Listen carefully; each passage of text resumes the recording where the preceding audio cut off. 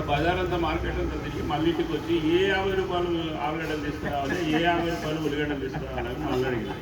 నా పరిస్థితి కూడా అంతే, ఏమో ఆలోచన చేస్తే నువ్వు చిన్నప్పుడు కూడా మా ఊళ్ళో మానికప్ప అనే ఒక దుకాణం ఉండే, జీలకర్ర మెంతం తీసుకురారా అని మా అమ్మ 5 పైసలు ఇస్తుంది. జీలకర్ర మెంతం అనుకుంటే అడుకోవాలి షాప్ దగ్గర, అడుకోయినాక మెంతం జీలకర్ర అన్నారు, పట్టుకుపోయినాక మళ్ళీ ఇక్కడ ఇట్లా పరిస్థితి అన్నీ ఉంటాయి ఇట్లా. అయితే ఒక విషయం భక్తి గురించి మాట్లాడుతున్నాను. శ్రీనివాసరావు అని కర్ణాటకలో చాలా రోజులకు అతనికి భగవంతుని దేవాల వెంకటేశ్వర స్వామి దర్శించడం తల్లిదండ్రులకు ఒక కొడుకు పుడితే శ్రీనివాసరావు అని పేరు పెట్టుకున్నారు. వాళ్ళు చాలా రిచ్ కర్ణాటకలోనే. అంటే శ్రీకృష్ణదేవరాయలు కూడా ఆ నగలు చేయించడానికి ఆ బంగారు కుటుంబంలోకే పోతున్నారు. వజ్ర వైడూర్యాలు బంగారము ఏ నగలు తయారు చేయాలన్నా ఆ కర్ణాటకలో చాలా పెద్ద వ్యాపారం వాళ్ళు. అటువంటి వ్యక్తి కొంచెం యుక్త వయసు వచ్చిన తర్వాత అతనికి పెళ్లి చేయడం జరిగింది. పెళ్లి చేయడం మ్యారేజ్ అయిన తర్వాత ఆయన అప్పటి నుంచే సంస్కృతం నేర్చుకున్నాడు, అన్ని విద్యలు నేర్చుకున్నాడు. ఆయన నేర్చుకుని ఎంత పిచ్చినారంటే ఆయన కోటు మీద చూస్తే బాగుంటుందంటే లోపలంతా చినిగిపోయింది. ఎవరికి కూడా ఎంగిలి ఇట్లా చేసుకొని కాకి కూడా ఇట్లా కొట్టుపడగలరు, అటువంటి పిచ్చినారే. అయితే ఒక బ్రాహ్మణుడు ఏం చేస్తాడంటే ఏదన్నా ఒడుగు చేయించాలి నా కొడుకు తను వచ్చిందని చెప్పి ఆయన దగ్గర తీసుకొని పోతే పోయినప్పుడల్లా సాయం చేస్తాడంటారు కానీ చెప్తాడంట కానీ చేయడం చెప్తాడు.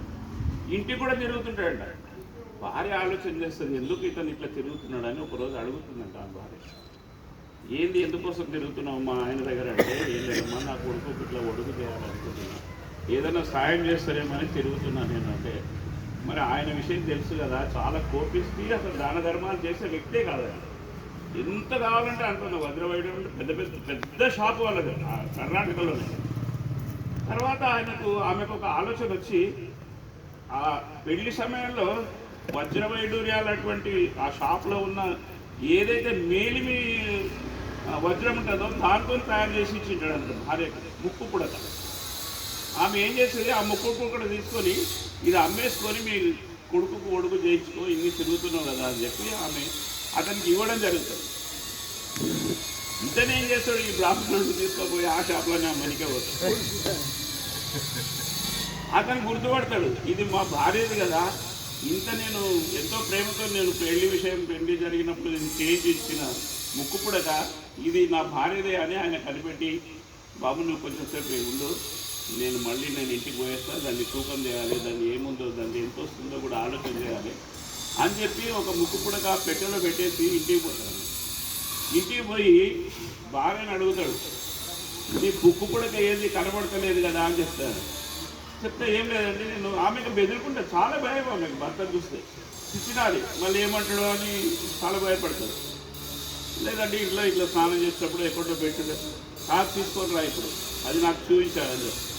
ఆమె ఏం చేయాలనో ఆమెకు తోచకుండా ఆమె ఒక విషపాత్ర విషం తీసుకొని తాగడానికి పోతుంది. తాగడమే మేలు, ఈయనకేం మనం చెప్పలేదని.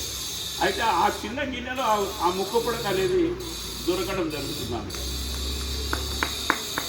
తీసుకొచ్చి భర్తకి ఇస్తుంది, ఏదో ముక్కు పుడక ఉంది చూడండి అని. చాలా ఆశ్చర్యపోతుంది. నేను అక్కడ షాప్లో పెట్టిన ముక్కు పుడక ఈమె దగ్గరికి ఎట్లా వచ్చేసాను, మళ్ళీ అక్కడ పోయి చూస్తే అక్కడ లేకుంటుంది అన్నాడు. అప్పుడు అంటాడు, నీవు ఒక్కొక్క మెట్టు పైకి ఎక్కుతుంటే నేను ఒక్కొక్క మెట్టు పెళ్ళి దిగుతున్నా, ఇంత తప్పు చేస్తున్నా నేను, నీవేమో భగవంతుని ధ్యాసలోనే ఉండి నువ్వు ఇంత ఆధ్యాత్మికంగా ఇంత వృద్ధి చెందుతుంటే నేనేమో ఇట్లా తయారని చెప్పి భార్య పాదాలకు నమస్కరించి ఆ ఉన్న షాపులో వజ్ర వైడూర్యాలు బంగారు వెండిలు అన్ని దాన ధర్మాలు చేసి ఉన్న పొలాలు అన్ని దాన ధర్మాలు చేసి మొత్తం వదిలేసి అంతమందికి ఇచ్చేసి వెళ్ళిపోతాడు ఒక తాంబూలం ఇస్తూ. ఆయననే పురంధరదాస్ అని చెప్తారు. అయితే మామూలుగా ఆడవాళ్ళు అంటే ఇట్లా సహకరిస్తే కొంచెం మేము కూడా మారుతామని చెప్తున్నాం. అట్లా ఇప్పుడు ఏలుపు జెట్ అయిందని ఏలుపు జెట్ అయింది, అదేదో నొప్పి బాగా పెడుతుంటే ఏ మందులు ఇచ్చినా తక్కువైతే లేదంట ఆయనకి. ఏం చేయాలి నేను ఇప్పుడు, ఇది ఇంత బాధ కలుగుతుందని చెప్తే ఆయన మొక్కిండంట, నా వేలుకున్న ఉంగరం వేస్తా వెంకటేశ్వర స్వామి, నాకు ఈ ఏలుకు తక్కువైతే చాలు అని. తీయడానికి కూడా రాదు కదా జెట్ అయినప్పుడు. అంటే భార్యకి చెప్తాడు, ఇట్లా నేను భగవంతుడికి మొక్కున్న వెంకటేశ్వర స్వామికి ఇది తగ్గిపోతానంటే ఈ వేలుకున్న ఉంగరం నేను ఉండిలో వేస్తానని మొక్కుకున్నా అని చెప్తున్నాను. ఆమె అంటది అమెరికాకు మన అమ్మాయి దగ్గర పోయినప్పుడు ₹1,00,000 డైమండ్ ఉంది దానికి, నువ్వు దాన్ని వేస్తే ఎట్లా మళ్ళీ పోం కదా, ఎప్పుడు పోతామో తెచ్చుకుంటామో అటువంటి దొరుకుతుందో లేదు, ఎందుకు వచ్చింది కదా ₹1,00,000 ఏదో ముండిలో ఉంగరం అట్లే ఉండను. వేలుకు తగ్గింది, జట్ట తగ్గిపోయింది, వేయడానికి ప్రయత్నం చేసిండు. భర్త చెప్పగానే ఆమె అన్నది వద్దు, ₹1,00,000 మనం గుండెలో వేద్దాం, ఉంగరం మాత్రం అట్లే ఉండేది. సరే నీ అమ్మగారికి మూట కట్టిన ₹1,00,000 పర్సు వాళ్ళ దగ్గర ఉంటుంది కదా, భగవంతుని దర్శనం చేస్తున్నారు, ఆ పక్కకు వచ్చి ఉండిలో వేయడానికి ప్రయత్నం. భర్త పుట్టింది నీవే మొక్కుకున్నది అదే నీవే అని ఆయన మూట ఇప్పేస్తుంటే ఆ పైసలు పైన ఉంగరం కూడా అంటే మనం ఏదో చేయాలనుకుంటాం భగవంతుని విషయంలో మనకు. అంటే భగవంతుడు అనేటోడు ఉన్నాడు అని చెప్పి చెప్పడానికి ఈ చిన్న అవకాశం ఇచ్చినందుకు అందరికీ